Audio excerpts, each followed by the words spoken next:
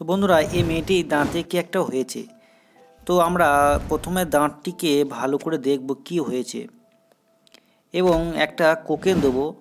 কোকেনটাকে না দিলে মেয়েটি যন্ত্রণা সহ্য করতে পারবে না। তো কোকেনটা আমরা একদিকে দিলাম এবং এরপরে আর একদিকে দেব। ভালো করে দেবো যাতে মেয়েটি যন্ত্রণা বুঝতে না পারে।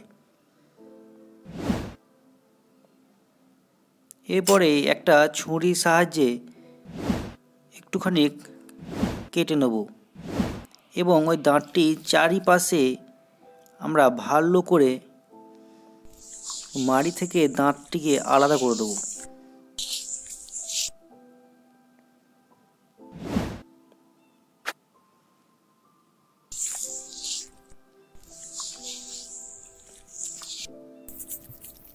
ভালোভাবে আমরা সেটি করে নেব। এরপরে আমরা একটু সে রক্তটি একটু মেশিনের সাহায্যে টেনে নেব।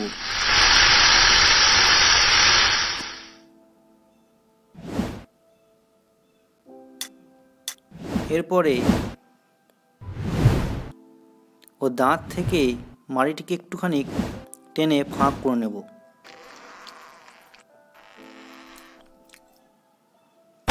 এরপর আমরা মেশিনের সাহায্যে দাঁতটিকে অর্ধেক অর্ধেক ভাগ করে নেব যাতে দাঁতটি উপড়েতে সুবিধা হয়।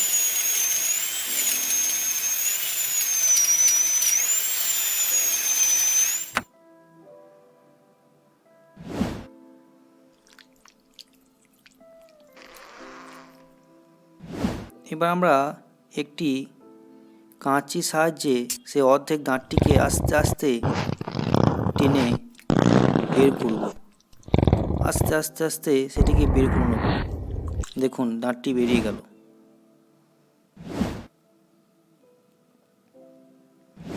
এরপরে আমরা মেশিনের দ্বারা আবার একটা মাঝামাঝি কেটে নেব যাতে বের করতে আমাদের সুবিধা হয়।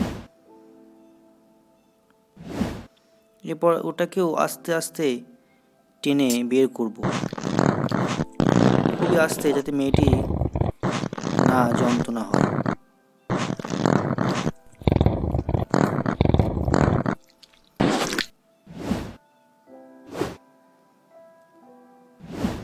এরপর বাকি যে টুকরোটি রয়ে গেছে ওটাকেও আমরা বের করে নেব।